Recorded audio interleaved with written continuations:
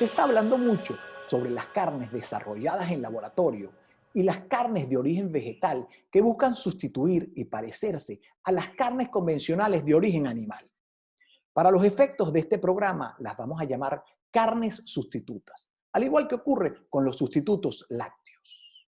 El Club AgTech, que es un espacio que reúne a especialistas del agro con especialistas del mundo tecnológico para resolver problemas de la agricultura, acaba de publicar un estudio que le pone datos a la realidad actual de las carnes sustitutas y cuál es su perspectiva para el mediano y largo plazo.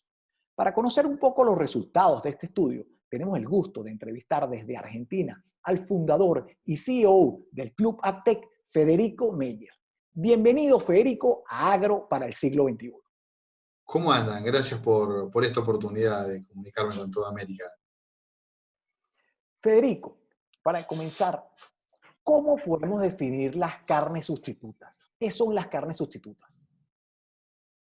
Siempre hubo sustitutos para la carne, y si vamos al caso de milanesas de soja, por ejemplo, no es algo novedoso. Ahora, esta última corriente de alimentos que buscan sustituir la carne, no solo buscan reemplazar una fuente de proteína, sino que además buscan reemplazar una experiencia donde, bueno, las razones pueden ser varias, pero el concepto está en ofrecer proteínas y además ofrecer una experiencia de sabor, de gusto, de su conjunto, similar a la que ofrece la carne.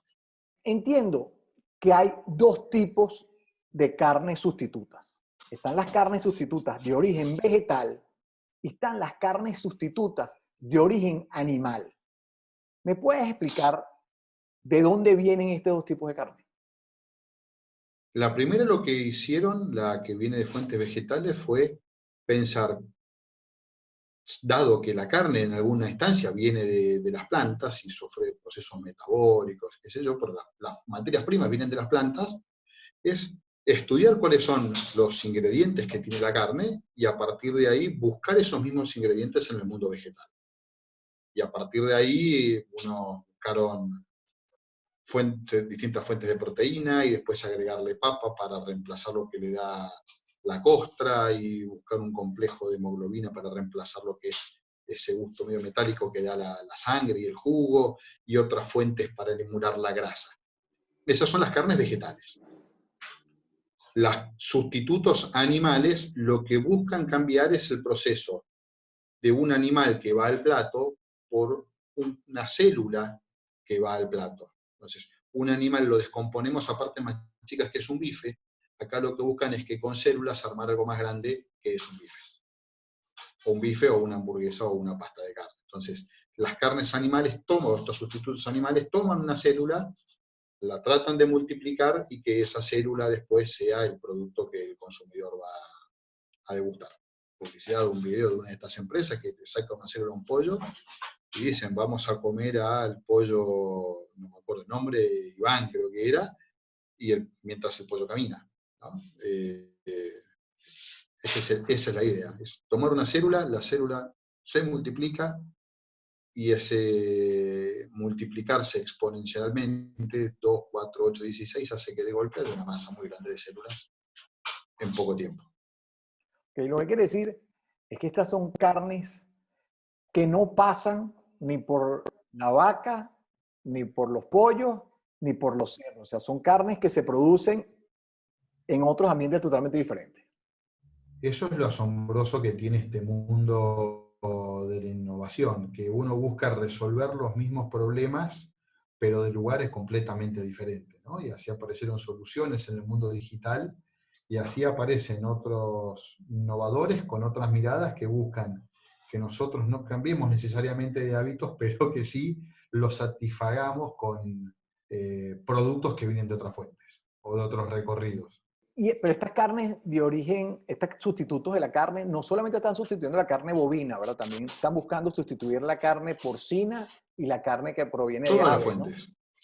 Todas las fuentes, porque la narrativa que plantean es una narrativa basada en que la carne animal es mala. Después, cuando discutimos los datos, podemos opinarlo y estoy contando la narrativa, no sé si necesariamente lo que pienso, pero bajo el supuesto de que la carne animal no es buena, buscan sacar el animal del medio.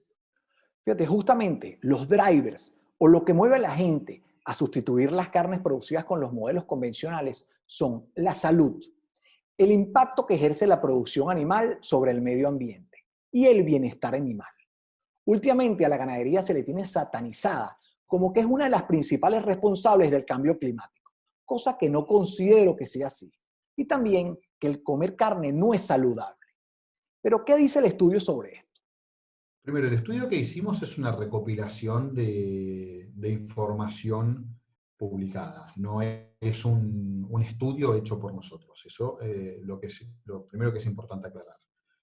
Lo segundo, que es una narrativa lo que está planteado, fundada en algunos datos, lo que no necesariamente esos datos se cumplen indefectiblemente siempre.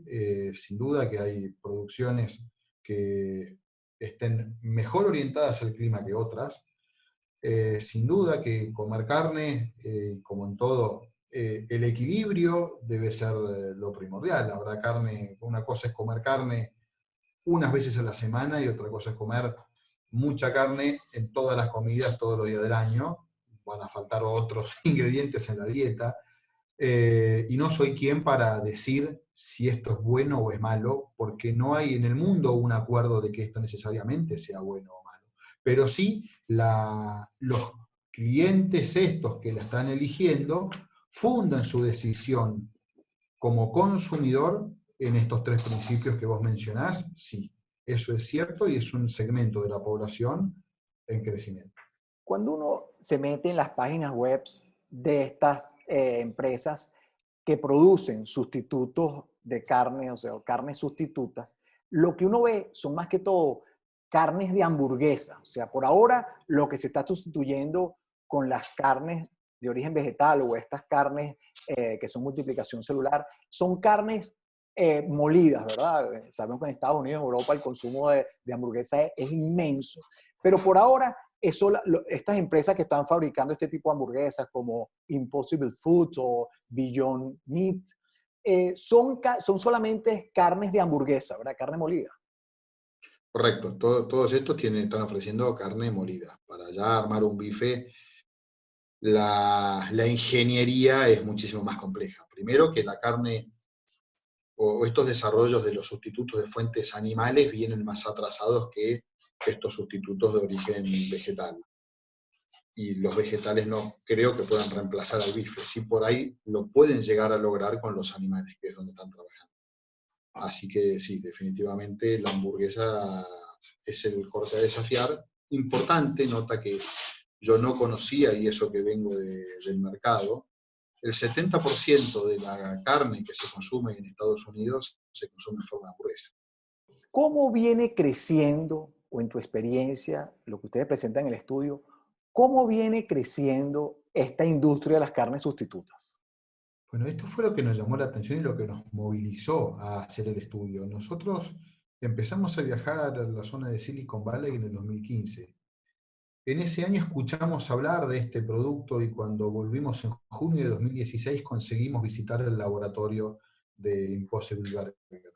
Eh, Cuando volvimos en octubre y pedimos visitarlos de vuelta, nos dijeron que no porque estaban desarmando el laboratorio, se estaban mudando a la fábrica o estaban construyendo una fábrica en Oakland del otro lado de la bahía. Estábamos ahí en octubre de 2016. Cuando volvimos a ir en el 2017, a mitad de año, queríamos ir a la fábrica, no estaba hecha, y que ya había 5 restaurantes más o menos que ofrecían este producto. 5 restaurantes en todo Estados Unidos. En 2018 volvimos y nos dijeron que, o había para principio de año cuando estuvimos, 70 restaurantes y proponían o tenían como objetivo 1000 a fin de año. En 2019, en marzo, estaba escribiendo un artículo. Fui a ver en los medios cuántos había, cuántos restaurantes, si habían logrado llegar a 1000 restaurantes, ya había 23.000. Y cuando viajamos el año pasado de vuelta en 2019, bueno, ya era un producto que se encontraba fácilmente en cualquier localidad, no solo de Silicon Valley, sino en todo Estados Unidos, en Canadá, en las cadenas de comidas rápidas e incluso en el supermercado. Este segmento de la población que tú mencionas son más que todo los jóvenes. Los jóvenes, también un estrato de una educación más alta y también más que todo en países desarrollados. Entiendo que en zonas rurales todavía esta tendencia no va en aumento, ¿no? Pero, ¿qué se espera en los que están detrás de estas industrias? ¿Cómo ven el crecimiento en los próximos años? Ya me contaste qué es lo que existe hoy, pero ¿qué se espera y qué tienen que esperar los ganaderos y los porcicultores y los productores avícolas en esta tendencia de que va aumentando el consumo de este tipo de carne? Hay una demanda de alimentos y una demanda de proteínas en crecimiento, y eso se supone imparable por dos razones: porque cada vez vamos a ser más habitantes en la Tierra, y porque si se sigue dando la corriente que venía, hay que ver cómo juega la situación del COVID, pero si vamos a vivir además en ciudades con hábitos, un mercado mayor. Hasta hace poco tiempo suponíamos que los únicos que íbamos a abastecer ese mercado íbamos a ser los que estamos en el sector agropecuario produciendo granos, y el eslabón que sigue, que eran los productores de carne. En esa carrera por abastecer ese consumidor apareció un nuevo jugador. Entonces, va a haber una puja por la nueva porción de la torta, y tal vez por algo de la vieja, dependerá de los estudios, para ver cuánto de ese mercado se toma. En el trabajo se citan 4 trabajos, 2 que hablan de un impacto muy leve, con crecimientos lineales, más o menos en lo que está situado hoy el mercado, que es un poco más del 1%. Hay un trabajo que habla de proyecciones enormes, sobre todo pensando en el 2040. Ahora, si uno toma proyecciones de la propia industria y hablan de tomar entre un 15 y un 20% del mercado de carnes por esta industria, bueno, lo que ocurriría en ese caso es que estas nuevas carnes, o estas nuevas fuentes que se llaman carne, y hay todo un tema legal alrededor de esto que acabo de decir, serían las que tomarían la nueva demanda. Es decir, todo este crecimiento de demanda que va a haber para los próximos 10 años podría ser absorbido por el crecimiento de esta industria, si esta proyección que propone la industria se cumple. Y en ese caso, el sector de granos y el sector de carne quedaría abasteciendo el mismo mercado que está abasteciendo hoy. La pregunta es, ¿la producción será la misma? ¿La producción será menor? Porque si la producción aumenta y el mercado se mantiene, eso no es bueno para los precios. Ok, entonces, con lo que me estás diciendo, el crecimiento de la demanda se la va a llevar prácticamente todos estos sustitutos de carnes, ¿no? O sea, fíjate, en el caso de los lácteos, hoy en día los sustitutos lácteos abarcan más o menos el 13% del mercado de lácteos. Investigando para este programa vi que la proyección más o menos hacia el año 2028 o hacia el año 2030 es que estos sustitutos de la carne más o menos apunten hacia eso, hacia que tengan un 13% del mercado hacia esos años. ¿Esto ustedes lo ven de esa misma manera? Uno a veces lo ve, no lo ve, es difícil de predecir los comportamientos en este mundo tan volátil, pero es una industria que está en crecimiento, hay mucho dinero detrás de esta industria, hay mucha tecnología detrás de esta industria, y es una industria, o es un segmento de la industria de alimentos que no es aislado. En este segmento de la industria de alimentos juegan también los que hoy están en la industria de alimentos. Empresas proveedoras de alimentos multinacionales han hecho grandes inversiones en esto. Entonces, ellos le van a dar al consumidor lo que el consumidor demande. La pregunta que nosotros planteamos, y es la razón por la cual estamos difundiendo este trabajo: la gente del sector primario, los productores, ¿qué va a hacer? Porque el que hoy está entregándole desde un frigorífico carne a una cadena, se la va a abastecer desde otras fuentes si el consumidor quiere otra cosa y se está posicionando para no quedar afuera del mercado si eso fuera a ocurrir. No están pensando o no están trabajando con la lógica, va a ocurrir indefectiblemente. Suponemos que puede ocurrir. Si ocurre, ¿cómo quedó parado? Bien, si trasladamos esta pregunta al sector primario, ¿qué pasa si esto ocurre? ¿Qué estamos haciendo hoy en caso de que esto ocurra? Y ahí es donde a veces el sector primario se aferra por temores o por mecanismos de defensa, niega el problema o niega la situación y no actúa. Y yo creo, o nosotros creemos en el Club Actec, y parte de las conclusiones de este trabajo, es que estos productores perfectamente pueden formar parte de esas cadenas, invirtiendo, produciendo para ellas, integrándose, asociándose. El tema es no negar lo que está ocurriendo, seguir haciendo lo que uno hace, además entender a la nueva demanda y satisfacerla con lo que seguir comiendo carne siempre. ¿Va a demandar la misma carne que demanda hoy o va a demandar una carne que además sea producida de determinada manera, comercializada de determinada manera y que me lo pueda garantizar? Sí, pero cuando tú dices, Eso para los que van a seguir consumiendo carne.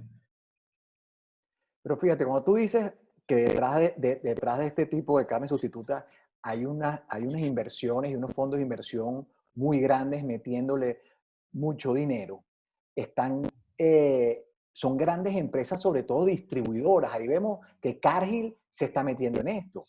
¿Cómo, o sea, cómo van a meter los que producen hoy carne de la manera convencional en fincas o en granjas de pollo o esto? ¿Cómo piensas tú que van a entrar a competir con estas grandes transnacionales que ya tienen toda una cadena de distribución internacional estructurada?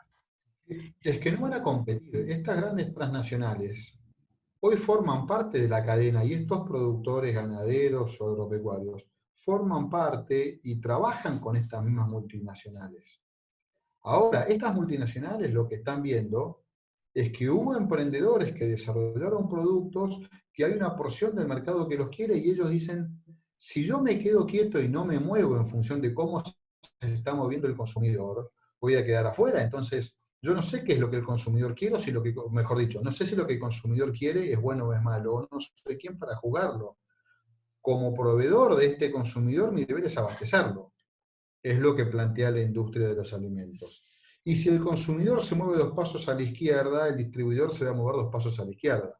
Lo que están pensando estos jugadores es, el consumidor se está moviendo para estos lugares, da señales de moverse para allá. No vamos a cambiar de golpe, pero desarrollemos algo que si tenemos que hacerlo crecer porque el consumidor lo quiere, se lo vamos a dar. Otra cosa importante, Federico, es que esto solamente no está impactando o no va a impactar de una manera significativa a la producción animal, sino también a toda la producción de granos que se siembra hoy en día para alimentar a todas las fincas bovinas, a todas las fincas de pollo, a las granjas de pollo, a todas las granjas de cerdos. O sea que va a tener un impacto en la agricultura, en la producción de soya, en la producción de sorgo, en la producción de maíz, porque los vegetales que transformas directamente en carne sustituta es mucho menos cantidad. ¿Qué dice el estudio acerca del impacto en la agricultura? Es que el impacto es el mismo. La mitad de los granos que se producen con destino de forraje. Entonces, si se consume y se tomó un supuesto, ¿no? Pongamos de los 4 estudios de mercado que se habían tomado, se tomó el del medio, que es el que incluso proponía la carne, que es esto de copiar la leche, es lo que decía la gente de Beyond Meat cuando hicieron su lanzamiento a la bolsa. Bueno, supongamos que se consume un 13% menos de carne de lo que se va a consumir en 10 años, ¿no? En el 2028 era el dato.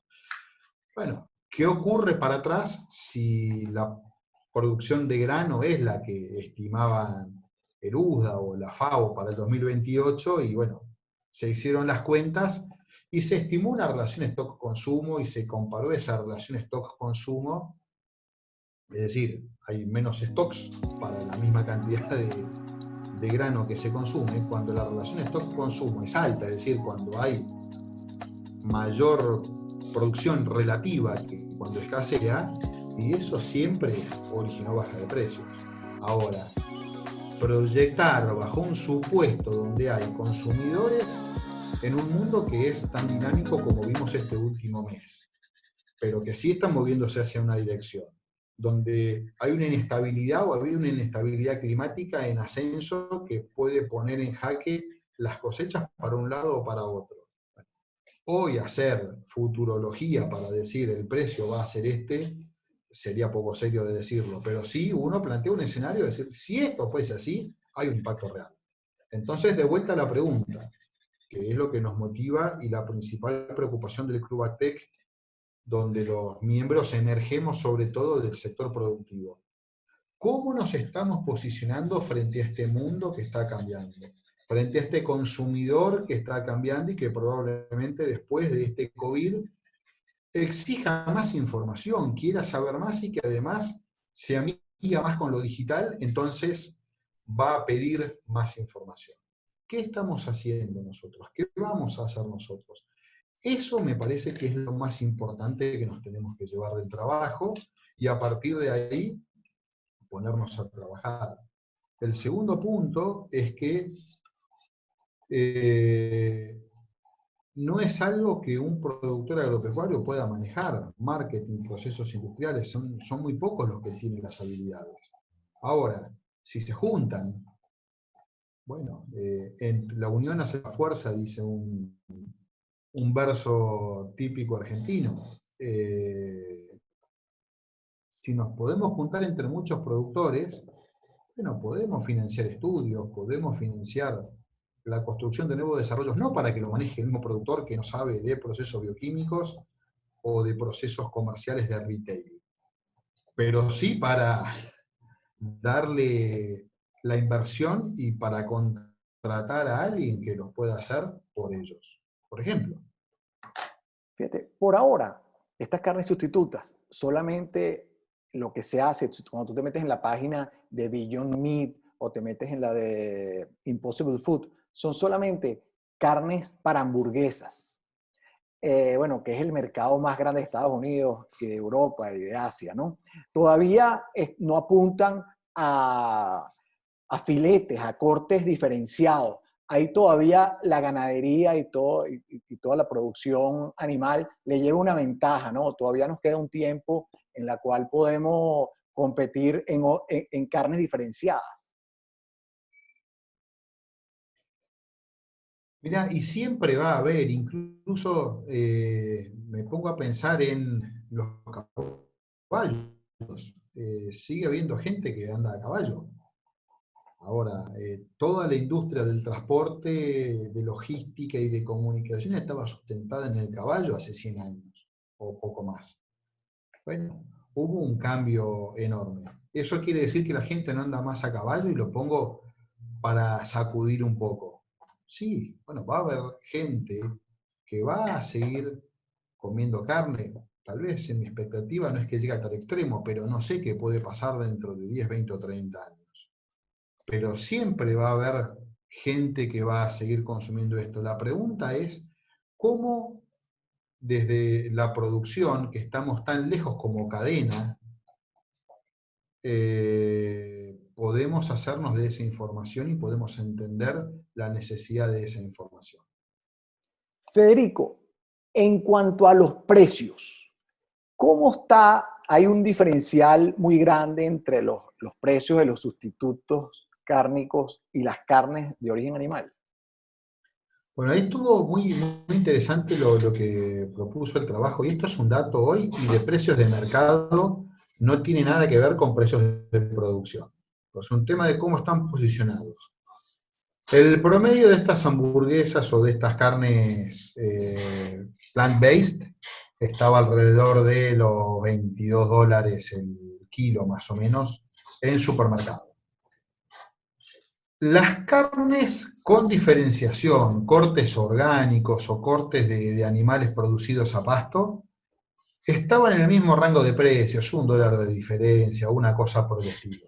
Ahora, cuando uno después iba a lo que era la carne picada, producida con el sistema de producción americano, de feedlot y demás, y ahí él estaba en el orden de entre 5 o $7 el kilo de carne. Es decir, buscaron un posicionamiento con las carnes de alto valor, y ahí se pararon. Y repito, es un tema de precio de mercado, no es un tema de costos de producción. Pero, oye, a medida que esto crezca y haya más industrias produciendo, yo creo que la tendencia de precios va a ser a que estos sustitutos cárnicos sean mucho más económicos, empezando por el tiempo de producción, metiendo desde la gestación de la vaca hasta que sacrificas el toro, cuando eres eficiente, 3 años, 2 años y medio. En el caso de los porcinos, 1 año. En el caso de los pollos, 42 días. Estas producciones son mucho más rápidas y con mucho menos recursos. De Hay un manera que yo, economista que se llama Jeremy Rifkin, que escribió hace unos años un libro que se llama Sociedad Costo Marginal Cero, Zero Marginal Cost Society. La caída del capitalismo y el ascenso de los recursos comunes colaborativos. Bueno, la digitalización, esto, son economías que son llamadas exponenciales. ¿Y por qué son exponenciales? Porque lo que hacen es eliminar el costo marginal. Te pongo un ejemplo de la economía digital y de la música. Cuando se inventó el MP3 no cambió nada. Cuando se digitalizó la música, hubo un periodo de tiempo donde fue de desilusión porque el MP3 no cambió nada, hasta que hubo una disrupción que permitió que todo esto explotase. Ahora, hasta ahí, en ese punto de disrupción, pasamos de la fase lineal, donde el 1% de los consumidores de música usaban MP3, pero el mercado masivo no lo adoptaba. Cuando Napster y Apple disrumpen la música, ¿qué pasó? Y lo primero que vino fue se vio la dematerialización. Todos estos costos asociados a producir el disco, a almacenar el disco, a transportar el disco, desaparecieron. Cuando desaparece, se dematerializa la música, se demonetiza, pierde el 90% de su valor. Y a partir de ahí se democratiza. Esas 3 de crecimiento. Eso se da en un montón de industrias. Y nosotros por ahí estamos en ese problema. Entonces, debemos entender que esa es la lógica de esta era de disrupción que estamos viviendo. Por eso creo que desde el sector primario debemos actuar rápido.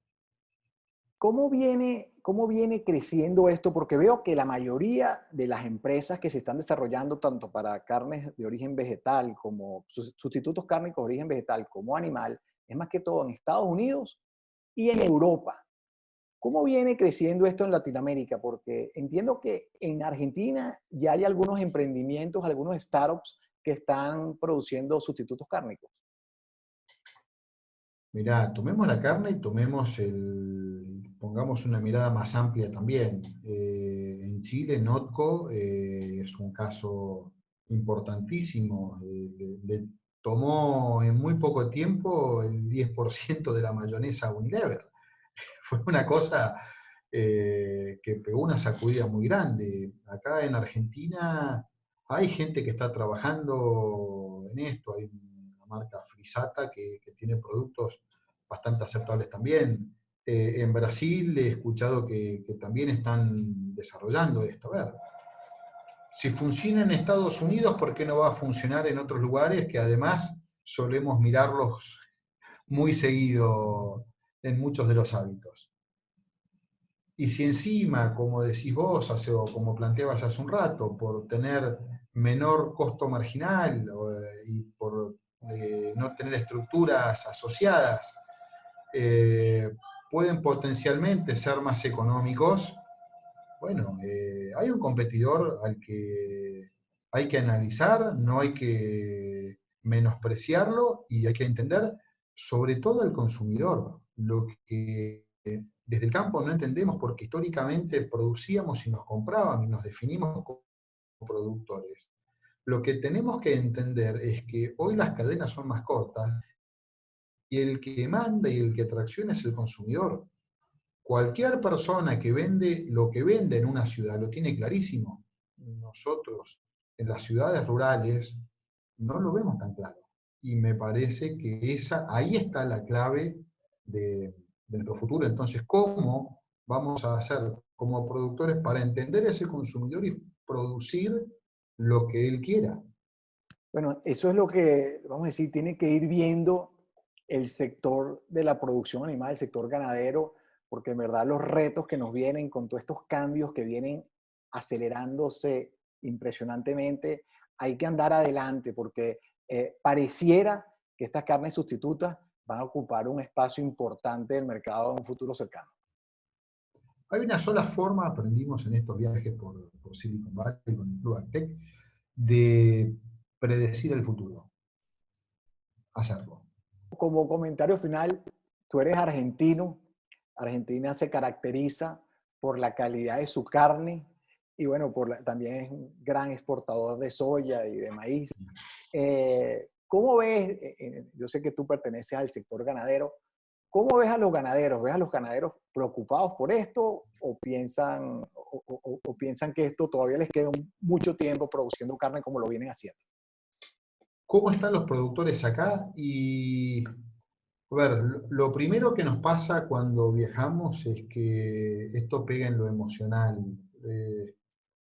Lo primero es negar que esto sea aceptable desde lo gustativo. Y en mi experiencia, cuando yo contaba que íbamos a probar estas carnes, la gente ya decía que no le gustaba incluso antes de comerla, o comían pero no les gustaba, iban muy sesgados. Cuando la comían a ciegas, el resultado era completamente diferente, lo cual me da un indicador y iba a los mismos lugares.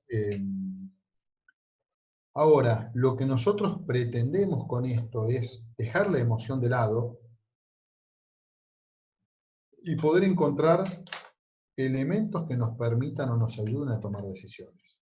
Y en eso sí empieza a haber, por supuesto, gente que en sus empresas y en otras actividades que han desarrollado están más adelante, que empiezan a fabricar elementos para esta industria, empiezan a ver cómo pueden proveer con materias primas para esta industria, o cómo a partir de la producción de soja, lentejas, arvejas u otros granos, pueden proveer a esta nueva corriente de alimentos. Y ellos no lo están mirando como un partido entre River y Boca o un Flamengo Fluminense o algo por el estilo, sino cómo participamos de este consumidor o de los distintos tipos de consumidores que haya. Sí. Ese es el camino que nos están marchando los pioneros, pero están yendo muy adelante. El sector no está yendo para allá. Son los pioneros los que están yendo. ¿Dónde pueden tener acceso a este estudio tan interesante que hizo AgTech? El acceso va a estar en la página del Club AgTech, el trabajo va a estar en la página del Club AgTech. Te dejo acá abajo para que puedan copiar el vínculo y bueno, haciendo clic ahí van a entrar y van a ver cómo pueden hacer para acceder a él. Perfecto. Oye, un millonzote de gracias, Federico, por tu tiempo y por compartir esta información tan interesante con Agro para el siglo XXI. Pido disculpas porque en la última parte de la entrevista el internet falló un poco, pero nos parece que la información es sumamente interesante. Y a medida que la tecnología avanza y los productores estemos mejor informados, podemos tomar decisiones más acertadas para orientar los modelos productivos hacia lo que la gente esté demandando. Hasta un próximo capítulo de Agro para el siglo XXI.